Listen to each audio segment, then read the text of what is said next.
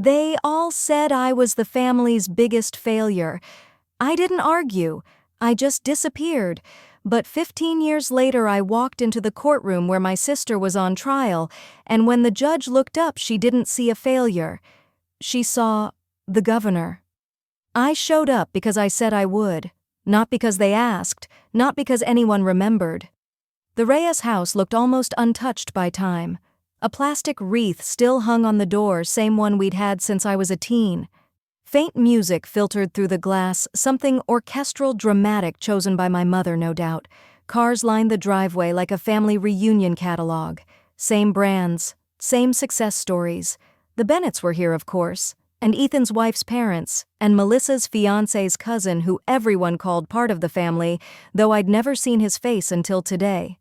No one was outside to greet me. I walked in anyway. Inside, the warmth hit me, both physical and false. The fireplace was lit. Wine glasses clinked. People laughed in choreographed bursts like a sitcom soundtrack. My entrance didn't stop anything, just paused it. For a second. A few heads turned, then turned back. I took off my coat and placed it on the same rack I used when I was 12. No one offered to help. No one asked how I'd been. From the hallway, I spotted the long oak dining table centerpiece of the Reyes holidays. It was already full, 12 chairs, 12 people, and no 13th seat. A folded napkin sat neatly on every plate, except for the one missing in front of the empty space between Ethan and Scott. My usual seat. Allison, my mother, called from the kitchen. Did we miscount again? Allison, ever the efficient host, grabbed a chair from the kids' table and slid it in like solving a minor logistical hiccup. There, she said. Perfect. The chair was shorter, uneven. It wobbled slightly when I sat. No one adjusted to make room. My elbows touched Ethan's suit jacket. He shifted not to help, but to make space for himself. I didn't think you'd make it, Melissa finally said across the table. I said I would, I replied. She gave a polite smile, then returned to her wine. Plates passed around mashed potatoes, turkey slices, cranberry sauce. Someone probably ordered not made. When the wine reached me, the bottle was nearly empty. I poured a shallow sip and passed it on. I tried to find a rhythm, tried to be present. But the conversations ran like rivers I wasn't invited to swim in. Douglas leaned in to toast Melissa's new real estate show. Linda added a memory from her first listing, completely forgetting that I was the one who helped Melissa design her open house pitch back in college. Word for word, slide by slide. She always had the vision, Mom said proudly. My fork stopped midair. I remember her struggling with the pitch that night. I said softly, she wasn't going to present it. Silence. Then a chuckle from Scott. But she did. And she nailed it. Laughter followed. The moment vanished. No one asked where I was working. No one asked where I lived now. I could have said governor's residence, and it would have bounced off the walls like an echo with no ears. At the far end of the dining room, near the baby grand piano, was a new family photo framed in silver, spotlighted like a museum piece. Everyone smiling in autumn colors. Last year's Thanksgiving. I wasn't in it, but I had taken the photo. I remembered it clearly. Mom had asked me to just snap one real quick so everyone could be in frame. I had held the phone, then been forgotten, just like tonight. At dessert, I didn't ask for anything. A single slice of pie was left untouched. No one offered it. I didn't reach. Then my father raised his glass. To family, he said. His eyes swept across the room like stage lights, but they skipped over me. The clink of glasses filled the space. I raised mine barely and sipped. Alone. I turned my eyes back to the plate. Not sad. Not angry. Just clear. They hadn't forgotten me. They had removed me. The next morning I woke up to silence. Not quiet. Silence. I had stayed the night in the guest room upstairs, the smallest one, the one with no closet, no mirror, and a lamp that flickered. The bed creaked when I shifted. There was no note on the door, no knock, no smell of breakfast wafting in like it used to when Mom made pancakes shaped like animals. It was 8:12 a.m. when I walked downstairs. Everyone was already at the kitchen table, halfway through scrambled eggs and some kind of artisan toast. Good morning, I said. A few heads turned. No replies. Allison passed the butter. Douglas talked about Ethan's upcoming board presentation. Melissa was showing a dress design on her phone. No one offered me coffee. I poured myself a cup and leaned against the counter. A strange ache settled in my chest, not pain exactly, not even anger. Just the recognition that my place here was ornamental, if not obsolete. A few moments later, my father cleared his throat. "We should finalize the schedule for Thanksgiving dinner next week," he said, glancing down at a clipboard. There was a printed itinerary seating chart included. My name wasn't on it. I stood there, quiet, still. Mom finally looked up. "Oh, we thought you might not be able to come, since you're always so busy." Busy. That word again. I already confirmed with you 3 weeks ago. She blinked, then looked at Allison. "Did you mark that?" Allison shrugged. "I can add her to the extras table." Extras table. I nodded. No worries. Sat back down, sipped coffee. Didn't spill a drop. Later that afternoon, I passed the den and noticed the family memory board. Pictures, notes, old awards, college acceptances. Everyone's name was on it, even Derek's new fiancée. Mine wasn't. The photo of me graduating law school had been removed. I remember it used to be right next to Melissa's undergrad trophy. In its place now was a gold-framed print "Family is not an important thing. It's everything." I nearly laughed, but I didn't. That evening, the extended family arrived. Aunt Margaret, Uncle Tom, cousins from Illinois. The house buzzed again with chatter, wine, polite arguments about politics and real estate.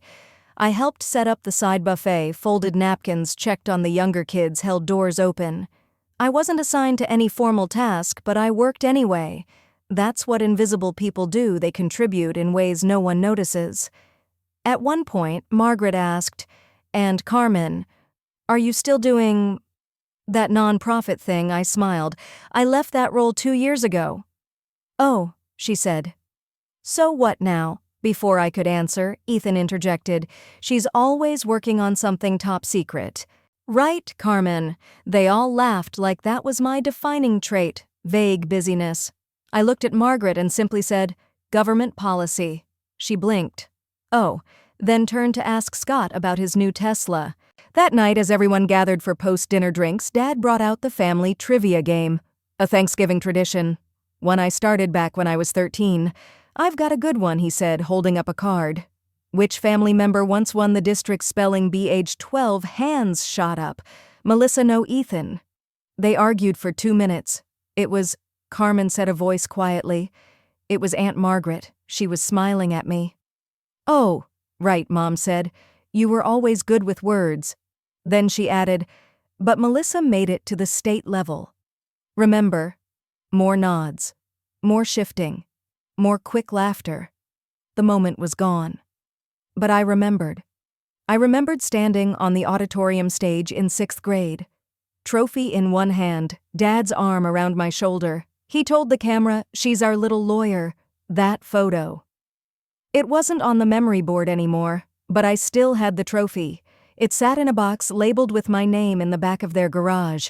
It was the night before Thanksgiving. Everyone was gathered in the great room, wine glasses in hand, glowing with stories only they understood. I sat quietly in the corner, flipping through an old hardcover left on the coffee table, Architects of Power. Fitting. I glanced around the room. Melissa sat near the fireplace showing off an email from her publisher. Ethan was explaining corporate restructuring to an audience that nodded even when they clearly didn't understand. Allison laughed loudly, anchoring the room like she always did. And in the middle of it all, Douglas, my father, beamed with pride. That's when the email came in. Subject line confirmed. RSVP for Thursday. Keynote. I didn't react, not right away. Instead, I set my glass down, placed the book back on the table, and walked into the kitchen where Nina stood at the island organizing pies. "Do you need help with the apple crumble?" I asked. She looked up and smiled. "Only if you're staying tomorrow." "I'll be around," I said. Then I added, "I may need to step out for a bit. Got invited to something downtown." Nina tilted her head. "Work, sort of," I said. A policy roundtable, just a quick keynote.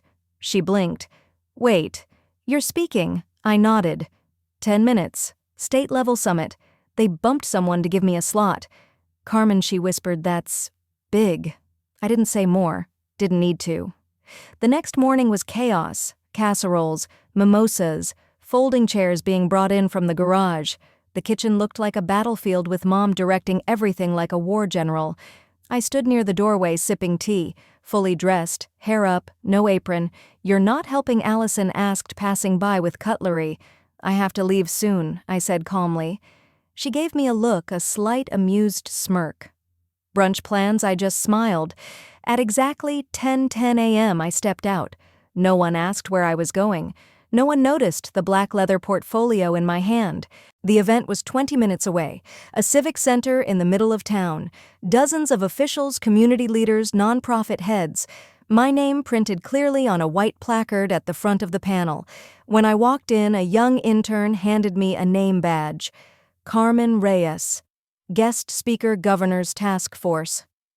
I pinned it on and took my place on stage. The room was packed, and in the crowd sitting near the back were two people I never expected, Margaret and her friend from the city council. Margaret waved subtly. Her eyes said, I told them. I nodded once. No smile. The moderator introduced me simply. Next we have Carmen Reyes, who's been instrumental in shaping our statewide resource equity policy. I stood, walked to the podium, spoke. I didn't mention my family. Didn't say anything about the photo walls or the empty chairs or the erased spelling bee trophies. I talked about overlooked communities, about silent barriers, about being visible even when you're made to feel invisible. 10 minutes. No more. The applause was real, full, echoing. Afterward, a woman from the press approached me. We'd love to do a profile on your work, maybe highlight the task force. Let's talk after the holiday, I said. She handed me her card. Margaret came up last. You didn't tell them, did you? She asked gently. No, I replied. They wouldn't have come. I got back home at noon. Everyone was seated around the table already mid-toast. Mom glanced up surprised. Oh, you're back. I nodded, hung my coat, sat in the same low, wobbly chair from 2 nights before. No one asked where I'd gone, but Margaret did, loudly, to the whole room. We just came from Carmen's keynote. Brilliant delivery. Forks paused. Allison blinked. Ethan stopped chewing. Mom set her glass down slowly. Keynote. Margaret nodded. State summit. The governor's team. Very impressive lineup. Carmen held the room. You could feel the shift. A sudden recalculation happening behind every pair of eyes. Melissa swallowed hard. Douglas cleared his throat. Scott looked down at his plate. I didn't speak. Just cut into the turkey. The meat fell apart cleanly. No one congratulated me. But no one spoke over me for the rest of the meal either. And when I reached for the last slice of pie, no one dared stop me. Thanksgiving dinner was quieter. Not because fewer people were talking, they still passed dishes, still made jokes about burnt rolls and overcooked green beans, but the tone had shifted, slightly, unmistakably, and it started with the seat. The same wobbly chair, but this time, Ethan stood up and offered me his. I'll sit on the end, he mumbled. I didn't make a scene, just nodded and switched. His chair didn't wobble, it was steady, solid, like my voice had been that morning.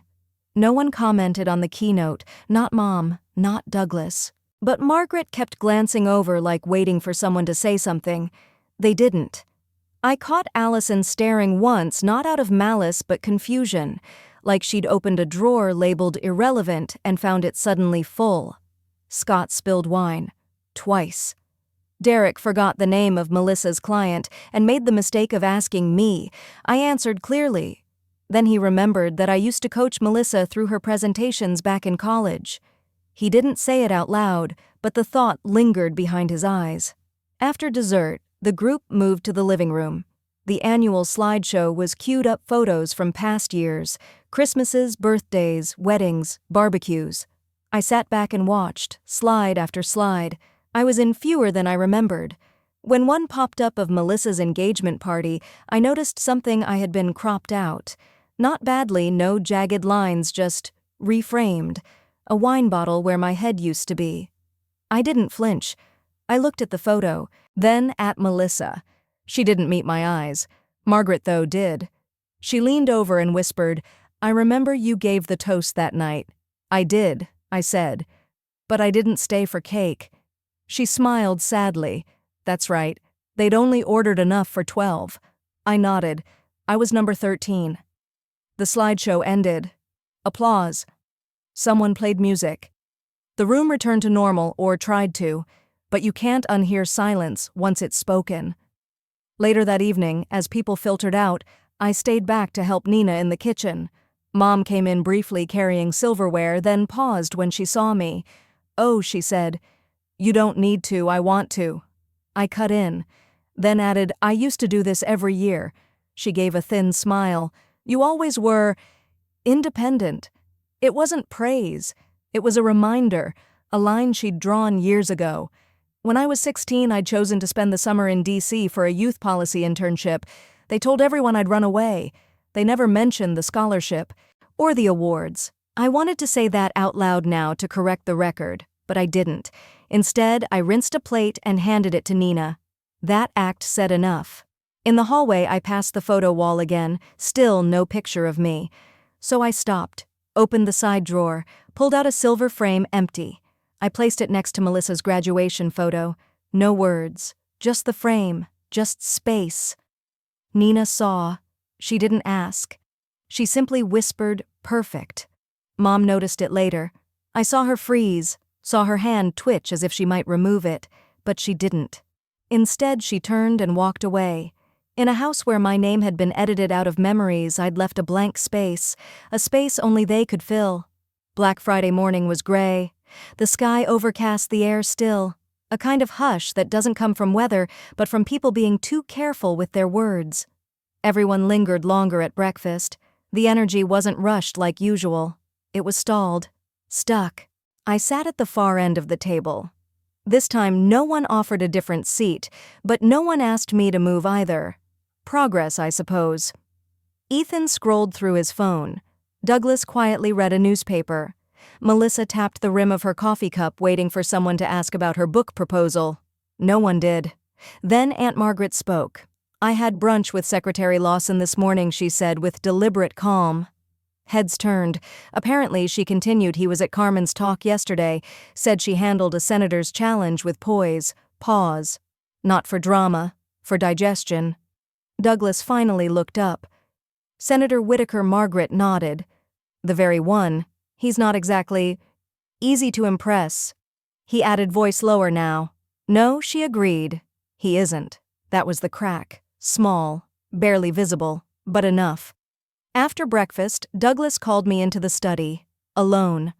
The room was lined with books he rarely read, and awards he never earned alone. He sat at his desk, hands folded.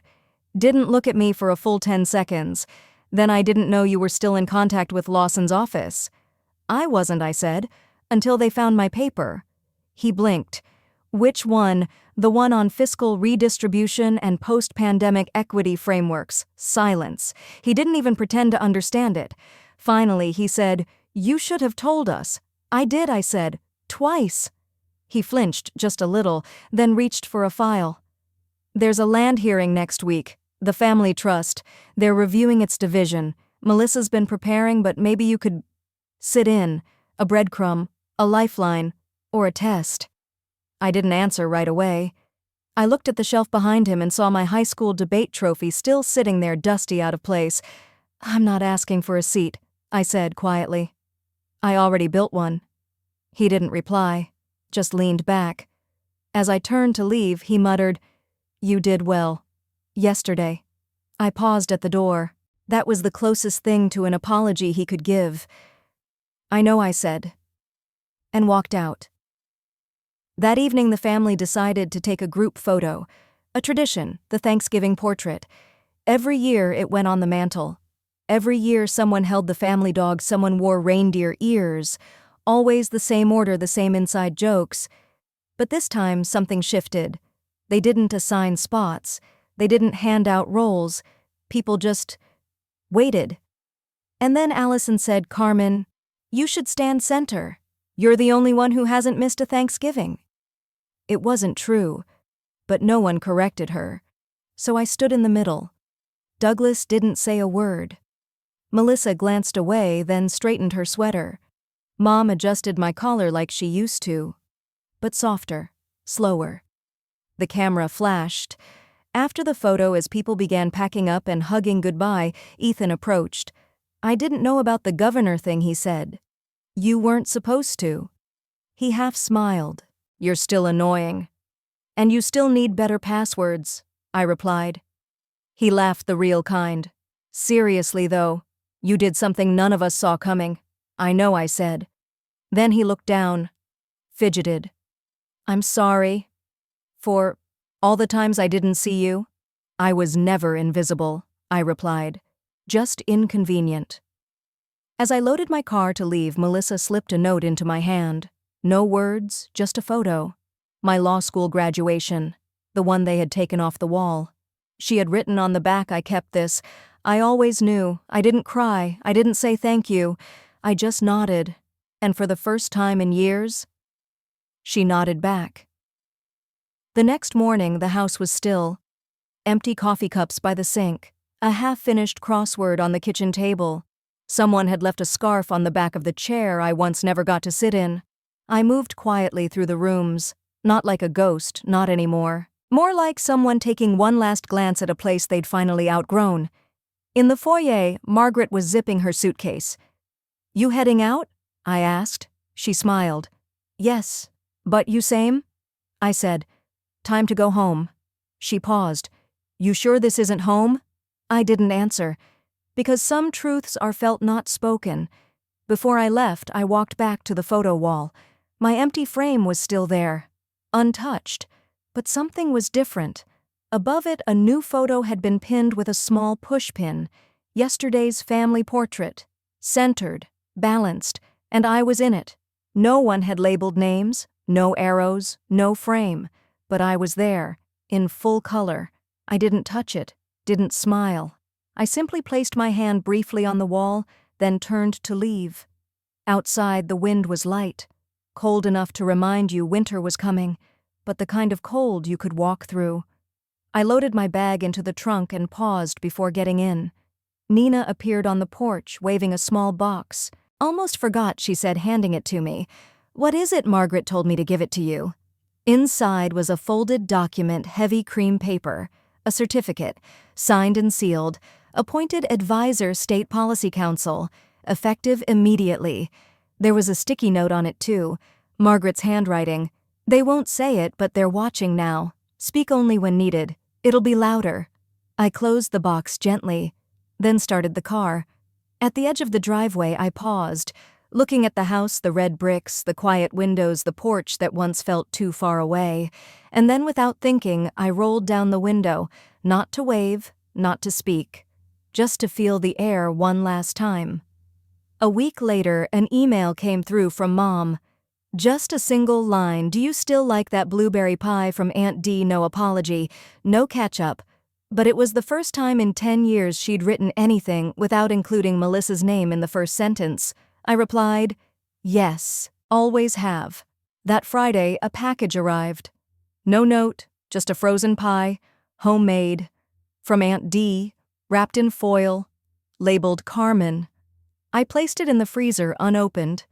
Not because I wasn't ready to eat it, but because I wanted to remember what it felt like to see my name written on something meant for me. That Sunday, I walked into the task force office. My name was already on the door, not taped, not paper, etched. Carmen Reyes, policy lead.